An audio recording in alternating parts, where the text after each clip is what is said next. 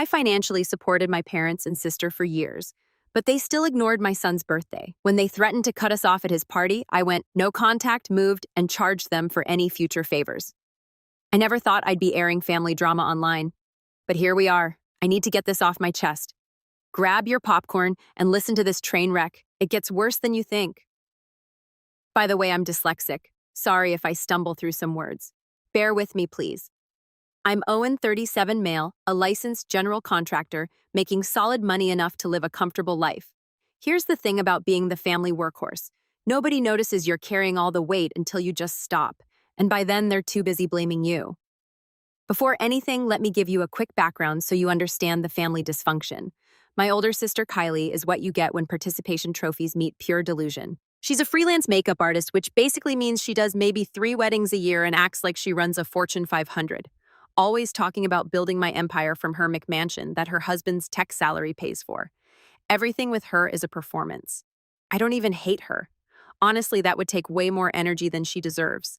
But I stopped respecting her around the time she told someone at a family dinner she was self-made while I was literally on a ladder installing her whole security system for free. The lack of self-awareness was impressive. Mom kept score like she was running a casino. Every little success got tallied up, but the game was rigged from day one. Kylie could post a selfie and Mom would act like she just cured cancer. I could wire an entire house and get a "you're good with your hands, son." Dad was somehow worse because he pretended not to pick sides. Switzerland and cargo shorts. He'd watch Mom play favorites and just sit there except for occasionally mumbling "now, honey," when it got too obvious, just enabling the whole thing while calling it peacekeeping. This pattern started when we were kids. I'm talking like 10 years old, watching Kylie get private tennis lessons while I'm out mowing lawns for $5. Mom said it was teaching me work ethic, right? Kylie needed lessons to develop her talents. I needed character building through manual labor. Funny how that works. By 15, I was doing handyman work for cash under the table. That's actually where I learned the trade. This old guy who hired me, Vince Caruso, built like a fire hydrant, could frame a wall faster than most people could measure one. He taught me that electrical systems don't lie. They either work or they don't. I met my wife Anna at a service call, midnight on a Thursday. Her security system was freaking out and the alarm company couldn't figure it out remotely. When I showed up, she offered me cold pizza and apologized for the mess in her living room. We got married at the courthouse with grocery store flowers and her roommate as witness. The photos look terrible. The memory is perfect. Kylie married Colin at some resort in Napa. Full videographer signature cocktail, one of those dessert walls with like 14 options and a hashtag that rhymed. Mom cried and told everyone it was the pinnacle of her motherhood. At my wedding, she took one photo and bounced before we even cut the cake. So when Evan was born, I held him in that hospital room and had this crystal clear moment. My entire job is to make sure this kid never feels like a footnote in someone else's story. We don't have much, but we've got rules. Don't lie. Don't keep score. Don't let people weaponize kindness against you. My family runs on small favors that aren't actually small. Install Kylie's doorbell and cameras. Fix Dad's garage opener and get it on Wi-Fi. Pick up takeout because Kylie's makeup client ran late. Babysit the cousins because Kylie has a consultation. At first, I said yes to everything because that's what you do, right? You keep the peace, you pay the family tax. But the tax kept going up, and I never got a receipt. So I started tracking it to have proof that I wasn't crazy about how lopsided this whole thing was. January through August last year, 42 hours of labor parts and materials, $378 reimbursed, zero. Thank you that didn't immediately get followed by another request. The worst part, they'd just schedule me like I was on their payroll. Text at 7 a.m. on a Saturday. Can you come by at 9? Garage door opener died. No, if you're free or when you have a chance. Just straight up expectations. And if I said I had Evan's soccer game, well, can you come after? It'll only take 20 minutes. It never took 20 minutes. Minimum an hour, usually 2 once they started with the "while you're here" additions. And Evan's game would be over by the time I finished. He'd ask where I was during his goal. I'd say family emergency. He'd just nod like he understood. But that look in his eyes like he already knew he wasn't the priority. That haunted me. Mom kept saying they'd settle up at Christmas. Then it was after Kylie's launch. Then things are tight right now. Meanwhile, Kylie's showing up to family dinner with a new makeup kit. But it's not even about the money. It's the assumption behind it all. Our schedule's negotiable. Theirs is set in stone. Evan's needs are flexible. Their kids' feelings are like constitutional rights. Our boundaries are selfish. Their demands are family obligations. Last year, we tried doing a joint birthday party for Evan's 8. It made sense. Mom said the cousins should celebrate together. Sharing meant Evan basically faded into the background while Kylie's kids ran the show and got a cake. I watched Evan blow out his candles. 3 out of 8 because Kylie's kids wanted to help, and something in me just cracked. Evan asked me later if joint meant not really mine, and Anna cried in our bathroom.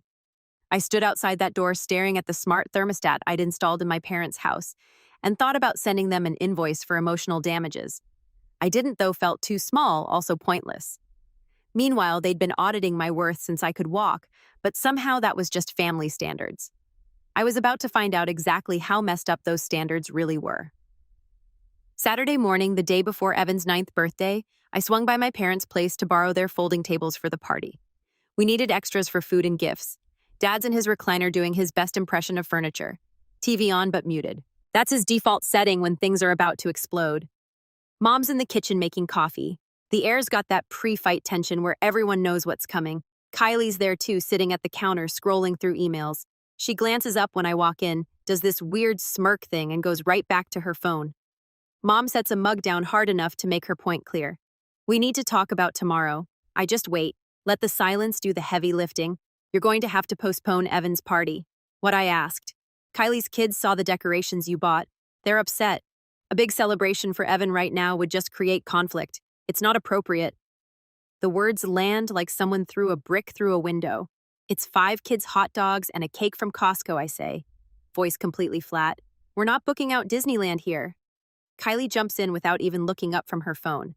It's not about the party, Owen. It's about being sensitive. My kids are going through a lot right now. They don't need to feel less than. Less than what I ask. A 9-year-old's birthday party.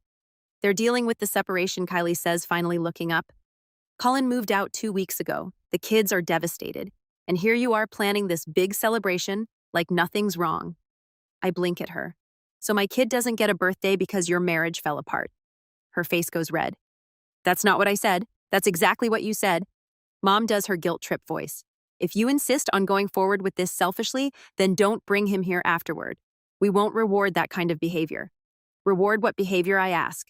Celebrating my son causing unnecessary pain to your nieces and nephews. Mom says family comes first, Owen. Sometimes that means making sacrifices. I've been sacrificing for this family my entire life, I say. Evan hasn't. He's 9. He gets a party. Dad clears his throat and sits there like a decorative plant, completely useless. Something clicks in my brain right then. Not anger, recognition. I see the whole pattern laid out like a blueprint. My kid's happiness is somehow a threat to their whole ecosystem. The math is completely messed up and always has been. Okay, I say, super calm. I hear you. I leave the tables right where they are and walk out. Don't slam the door. The silence says plenty.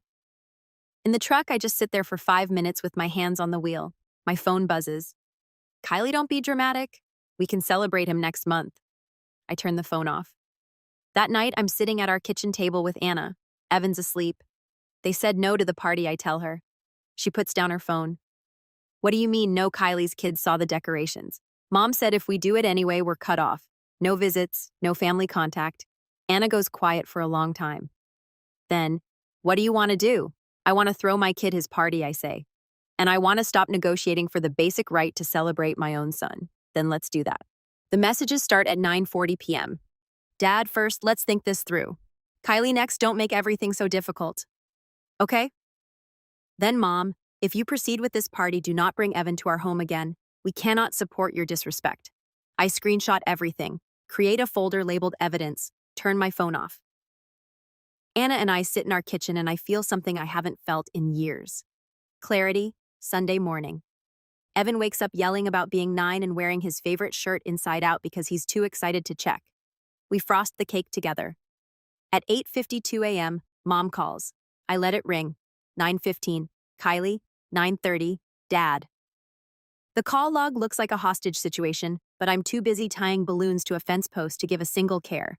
Time to throw my son a party and watch my family completely lose it. We set up at the community park near our apartment, reserved the pavilion for $60, hung a banner that said Evan's 9th in letters he'd colored himself, brought a cooler full of drinks, hot dogs on a portable grill, and that Costco cake. Kids start rolling in around 11 a.m. Kylie must have seen the park name on the RSVP text chain Colin was still on because they walked in like they owned the place. Shy hellos that turn into total chaos within like 10 minutes. Soccer in the grass tag around the trees, that specific brand of joyful screaming. Normal kid activities. At 11:20, I see them at the entrance. Mom walks in first, Kylie behind her, Colin trailing along with their kids looking like he'd rather be literally anywhere else. It was Colin's custody weekend, and Kylie told him to come for the kids. Dad brings up the rear doing his Switzerland routine. Uninvited, uninformed, completely undeterred. Evan runs over and grabs my hand, his palms sticky with frosting. I squeeze back. Mom surveys the setup like she's a health inspector. The paper plates, the gas station cooler, the homemade decorations. Her face does that thing where she's disappointed but trying to look concerned instead. Owen, she says, voice carrying across the whole pavilion. We warned you about the consequences. This is Evan's party, I say, calm as still water. Kylie steps forward with her phone up. Look, I'm not trying to cause drama here, but this is incredibly selfish. My kids have been crying all morning, Owen, because you had to prove a point. I'm celebrating my son's birthday, I say. That's not a point. Mom tries the guilt angle, her signature move, after everything we've sacrificed for you. Sacrificed what I ask. She blinks like I just asked her to solve calculus on the spot. We raised you. We gave you opportunities. You gave Kylie opportunities. You gave me chores. Don't mix things. One of Evan's friends' moms is watching this whole thing go down. Soccer mom type, with a minivan and sensible shoes. She catches my eye and mouths, "You okay?" I nod. She positions herself between mom and the kids. Kylie jumps in. Oh my God. Are you seriously playing the victim card at a children's birthday party? I'm playing the host card, I say. At my son's party that you weren't invited to. Clear. Who needs to act like adults? Mom's eyes widened. How dare you speak to us this way? Dad tries to step in. Son, maybe we should all just take a breath. Don't son me, I say. You sat there for 37 years watching this happen and said nothing. You don't get to play mediator now. The kids have all stopped playing. Just standing there in awkward silence watching adults absolutely ruin a perfectly good Saturday. I hate that, but I also know this needs to happen. I crouch down to Evan. You okay, buddy? He nods. You want them to stay. He looks at his cousins, then at Kylie, then back at me. I just want everyone to have fun. Smart answer. Diplomatic. He's 9 and already better at this than any of us. I stand back up, look right at my mother. You can stay and behave like guests, or you can leave. You're giving us an ultimatum, she asks, voice shaking with that manufactured hurt. I'm stating boundaries. If that feels like an ultimatum that says way more about you than me. Kylie tries to storm closer, but Colin catches her arm. She yanks free. You know what, fine. Enjoy your little party. When your son asks why he doesn't have a relationship with his grandparents, you can explain how your ego is more important than family. When he asks, I say I'll show him the screenshots of you threatening to cut him off if I celebrated his birthday. I'll let him decide who actually valued family. Her face goes completely red. Mom looks like someone just slapped her. Dad's just staring at his shoes. I turn to the kids. Who wants hot dogs?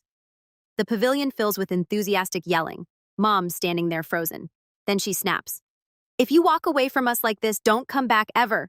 We won't be disrespected in front of children. We won't be blackmailed in front of them either, I say. Kylie films herself walking toward the exit, probably already drafting the victim post in her head. You'll regret this, she says over her shoulder. I regret wasting 42 hours of labor on your whole house automation, I say. This actually feels pretty good. Kylie storms off first. Mom and Dad follow in a huff. Colin hangs back long enough to tell the kids they can stay, then slips out. We eat hot dogs, somebody spills lemonade, somebody scores a goal and does a backflip. Life just reboots like nothing happened. When the last kid leaves, Anna leans against me. I'm proud of you. I exhale for what feels like the first time all day. Colin shows up like an hour later to get his kids. Kylie left without them. He apologizes. Says the separation is getting messier. Says Kylie's been spiraling since he moved out. He laughs. Sad laugh. Then he says something that sticks with me. She kept telling me you owed her for being family, for existing like you were the jerk for wanting to get paid for skilled labor. I started actually doing the math on what she was spending versus what she was bringing in, and nothing added up. You're better off, I say. So is my bank account, he says, and my blood pressure. That night I started thinking, I knew we couldn't stay in this apartment that's only 15 minutes from their house. Not where they could just show up whenever they felt entitled to, not where every grocery run risked an ambush. We clean up the pavilion, take our leftover cake home. That night, I'm sitting on our balcony that overlooks a parking lot, and I realize something important.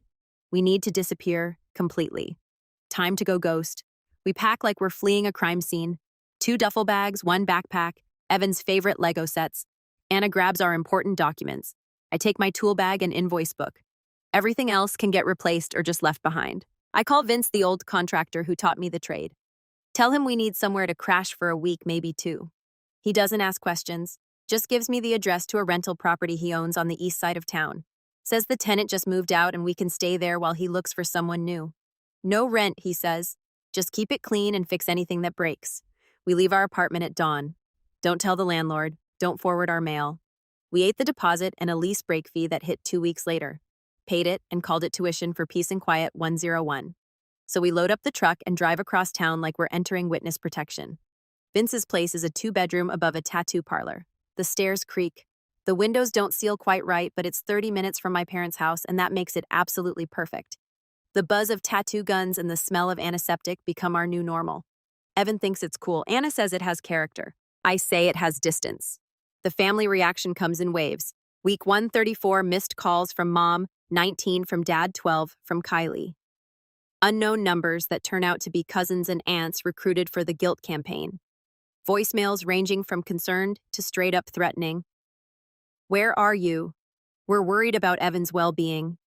This is abusive behavior, Owen. You're tearing this family apart. I save everything. Label it weather report. One voicemail from Mom really stands out. Your father fell yesterday. Had to call Kylie because we couldn't reach you. What if it had been serious? What if he died and you missed it because of your pride? I call Vince.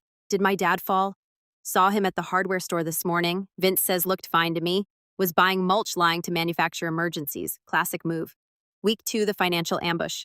Mom texts me a spreadsheet, an actual Excel document, itemized loans she claims I owe her. It includes birthday gift $2,019.50 now classified as loan. Thanksgiving groceries $87. Emergency assistance $200. I rewired their entire electrical panel for free. Christmas presents $840. Apparently gifts are loans now. Total claimed $2,337 with reasonable interest $3,150. I screenshot it, add it to weather report text back. Send me an itemized invoice for every hour I worked for free. We can settle the difference. She doesn't respond, but I do the math anyway. Sit at Vince's kitchen table with my invoice book and a calculator. Every job I can remember, every repair, every installation, every quick favor that turned into 3 hours, 42 hours of labor at my current rate of $110 per hour, $4,620. Parts and materials, $378. Family discount that was actually just free labor, $4,998. I don't bill them, but I keep the invoice. File it with weather report just in case. Week 3, the smear campaign. Kylie posts some quote about setting boundaries with toxic family members over a sunset photo. 3 people comment hearts. 1 person comments staying strong for your babies. Then she posts a whole carousel of photos from her kids' healing journey therapy sessions, art projects about feelings, a vision board about rebuilding after family trauma. The comment section is a piece of work. Everyone feels terrible for her. Poor Kylie, abandoned by her brother. Nobody mentions the 42 hours. Nobody mentions the threats. Nobody mentions my son's birthday. I stay completely off social media. Delete the apps, block their numbers. Our new life has a rhythm to it. Mornings. Walk Evan to his new school 6 blocks away. Mrs. Lee runs the corner deli and starts giving Evan free apple juice boxes. Your boy has good manners, she says once. That compliment means more than any family dinner ever did. Afternoon service calls. I raise my rates by $15 and stop apologizing for it. Charge extra for same-day service. Add a weekend premium. Funny thing happens. People just pay without complaint because professionals charge professional rates. Evenings. Homework at a folding table I found on Craigslist for $10. Pasta 4 nights a week because it's cheap and Evan doesn't complain. Soccer in the park. I take every contracting job I can get. Stop undervaluing myself. And here's the thing. Once you stop doing that, other people stop too. I also implement a new policy. When family texts asking for help, I send a standard reply. Happy to help. Rate is $110 per hour. Weekend rate $140. Payment required upfront via Venmo. Mom replies, this is ridiculous. Dad replies, we're family. Kylie replies with a screenshot of a Yelp listing for a different contractor and a laughing emoji. I reply to all of them. Great, hire them. They don't. In November, Dad calls at 6 a.m. The smart lock system on the front door is acting up. Your mother can't get out to her appointment. I can come Wednesday at 3 p.m. Rate is $110 plus parts. Venmo first. Long silence. You're really doing this, I am. We raised you better than this.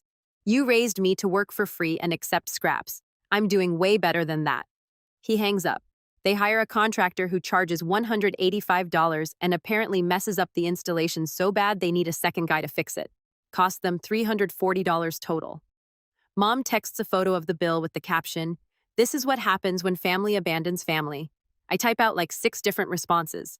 Settle on, that's what market rate looks like. She blocks me.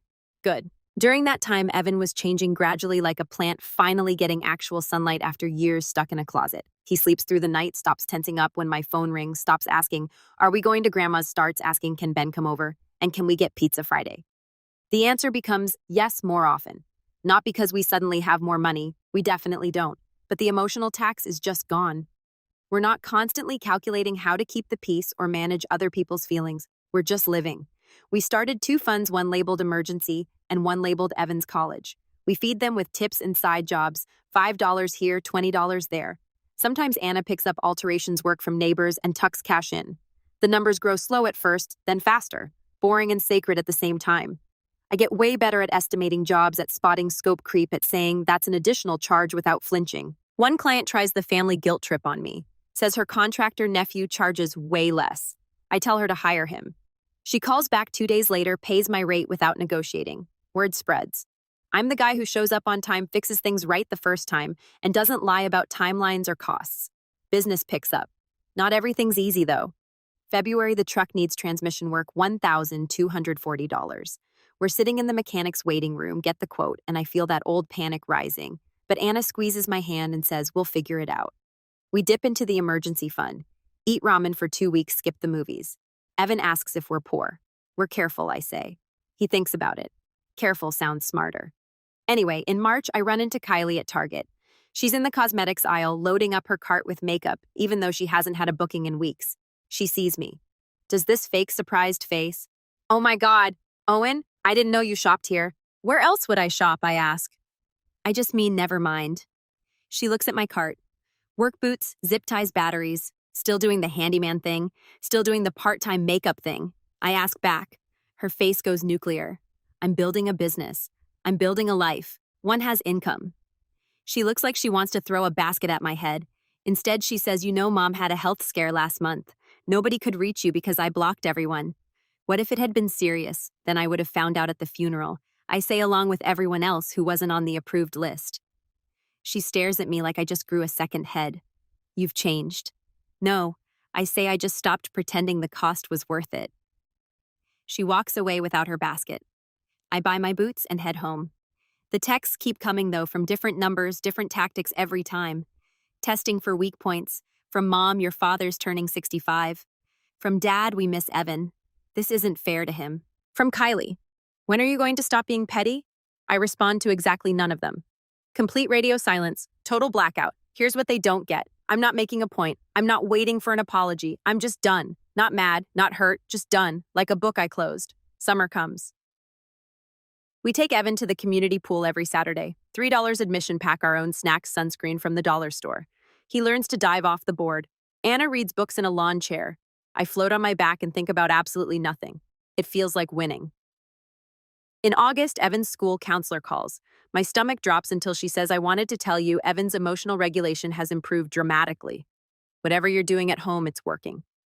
I'm sitting in my truck outside a job site, and I just feel relief. We barely talk to my parents.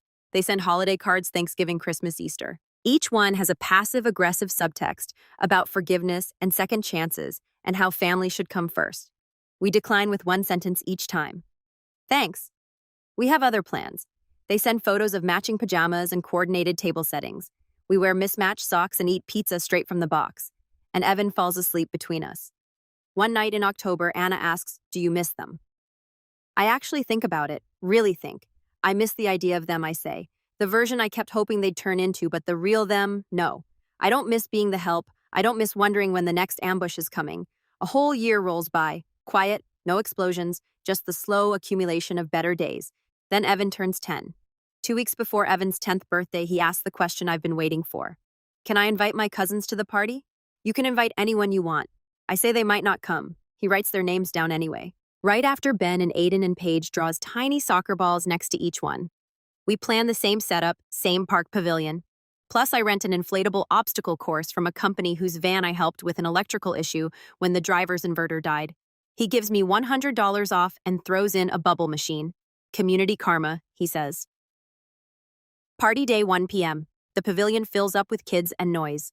I set up the obstacle course and it's an immediate hit. Kids screaming, laughing, wiping out on the inflatable walls and bouncing right back up for more. At 1:11, Kylie shows up with her kids. No mom, no dad. The kids look uncertain for like 8 seconds, then see the obstacle course and forget to be strategic. Evan hands his cousin a juice box. You can go first if you want. The cousin smiles. Cool. You go first. It's your birthday.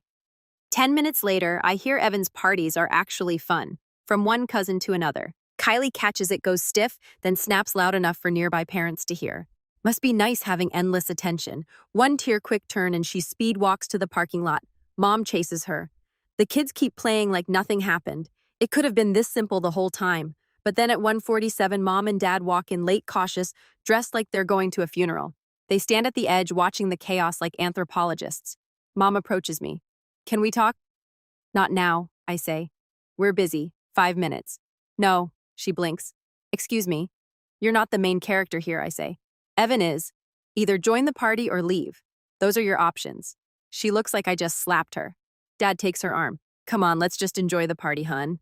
They sit at a picnic table. Don't really interact much. Take a few photos. Leave after cake without saying goodbye. At 2:30, Kylie corners me by the cooler, arms crossed, doing that fake concerned look. So this is your revenge, she says. Excluding family from your son's milestone. I didn't exclude anyone, I say. I invited Evan's cousins. They came. You're here. That's inclusion. Mom and Dad are hurt. Mom and Dad threatened to cut off contact with my son if I celebrated his birthday last year. They can sit with that discomfort. You're never going to let that go, are you? Why would I? They meant it. I adjusted accordingly. She tries a different angle. What do you want from us? Nothing. I say that's the whole point. I don't want your version of family. I'm good. You're bitter. Nope. I'm free. That night, my phone blows up. Messages ranging from passive-aggressive to openly hostile. I dropped a stitched screenshot to the family thread. The threats about canceling Evan's 9th, then muted it. No replies after that. You humiliated your mother. You're destroying this family. We'll never forgive you. Don't bother coming to the funeral. I read them all. Save them to weather report. Go to bed. 2 days later, Vince Caruso calls. You busy? Depends. Got a job for you. Big one. Corporate client office building downtown. Full security and automation overhaul. They're looking for a reliable contractor. I recommended you because you do good work and don't mess people over, he says. Also because I'm retiring and need someone to take over my commercial clients. The job pays $18,000. The client's a law firm, respectable, established, the kind of place that doesn't haggle on invoices. I start the following Monday, 20 months in. Here's what happened to everyone who said I'd regret walking away. Kylie's marriage completely falls apart. Turns out when you lose your free tech support and contractor, you start looking for a replacement. Kylie apparently decided that should be Colin. Started demanding he handle everything I used to do. Install smart home equipment, fix appliances, run Ethernet cables. Colin's a software engineer, not a contractor. Every project goes sideways. Every failure turns into a fight. She tells everyone she's focusing on her business. Meanwhile, Colin files for divorce, citing irreconcilable differences and financial infidelity. Turns out Kylie's been hiding debt, a lot of debt. Credit cards maxed out for makeup supplies she never even used, a studio space she rented for 6 months that was literally just a spare bedroom in someone's house. Professional photography sessions for a portfolio that got her 0 bookings. The whole makeup artist dream was funded entirely by borrowed money and Colin's paycheck. When he gets access to the accounts during discovery, he finds $38,000 in hidden debt. The house goes up for sale. Kylie moves into a condo and immediately starts telling people she's simplifying to focus on artistry. Translation: couldn't afford the mortgage anymore. Her business dries up too. Brides talk. When your marriage implodes publicly and your own brother won't speak to you, people start wondering what you did. Nobody wants drama on their wedding day, one bride tells her bridal party coordinator. Who tells her photographer? Who tells a makeup artist friend? Who posts in a wedding vendor Facebook group? Anyone else have issues with Kylie? She seemed really off at my trial, very distracted, kept checking her phone, made comments about her ex-husband. I don't want that energy on my wedding day. 43 people see that post. In the wedding industry, that's basically a death sentence. Her bookings dropped from 2 a month to 1 every 3 months. She tries to pivot to teaching makeup classes at the community center, gets 3 students, loses 2 after the first session. I find out because she texts me at 2 a.m. on a Wednesday, clearly emotional and not thinking straight. This is your fault. You turned everyone against me. You poisoned the whole family. I reply, I didn't have to do anything. I just stopped covering for you. Mom and Dad's retirement plan completely collapses. They'd been banking on moving in with Kylie, the big house with the yard and the guest suite. When Kylie's marriage explodes and the house sells, that plan just evaporates. They try to downsize, but the market's brutal. Their house needs work I used to do for free. New buyers want things fixed. Professional quotes come in at $14,000 for basic repairs. They try to negotiate. The buyers walk. 3 more potential sales fall through for the exact same reason. They finally sell at a $30,000 loss and move into a townhouse 40 minutes away. According to my Aunt Helen, they hate it. Too small, too loud, no space for the grandkids to visit. They blame me, obviously. Dad calls in March not to apologize, to discuss options. Your mother and I have been thinking about multi-generational living, he says. It makes financial sense. We could pull resources. Translation, can we move in with you? Our place is 2 bedrooms. I say there's no room. You could look for something bigger. We'd contribute to rent. With what money? Silence.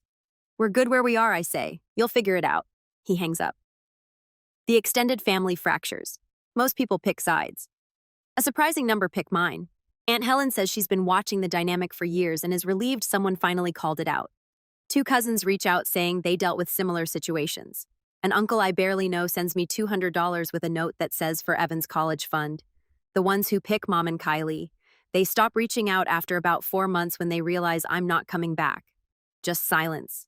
The smear campaign backfires too. Mom tries to rally the church community. Paints me as the ungrateful son who abandoned his family over nothing, but she makes the mistake of doing it at a potluck, where Mrs. Lee's there, the lady whose deli got broken into and whose security system I installed for free at 11 p.m.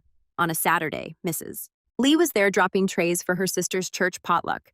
She stands up and says that boy has more integrity in his pinky than most people have in their whole body. Maybe ask yourself why he left. 4 other people nod. Mom leaves early, hasn't been back to that church since. Kylie's makeup business tanks completely. Reputation matters in that world. And when your own brother won't speak to you, when your marriage explodes publicly, when brides start whispering at bridal shows, people notice. Someone sends me a screenshot of a wedding forum thread.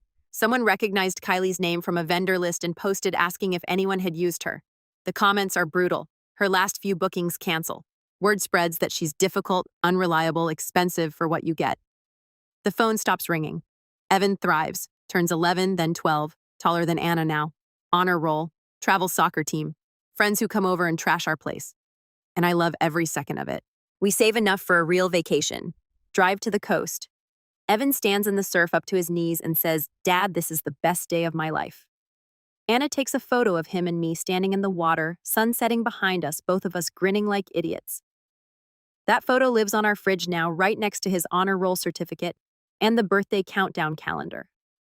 I'm not the supportive son who did free labor anymore. I'm the guy who walked away and built something better. I became the disappointment son, which is good for me. At least I am happy and having peace of mind.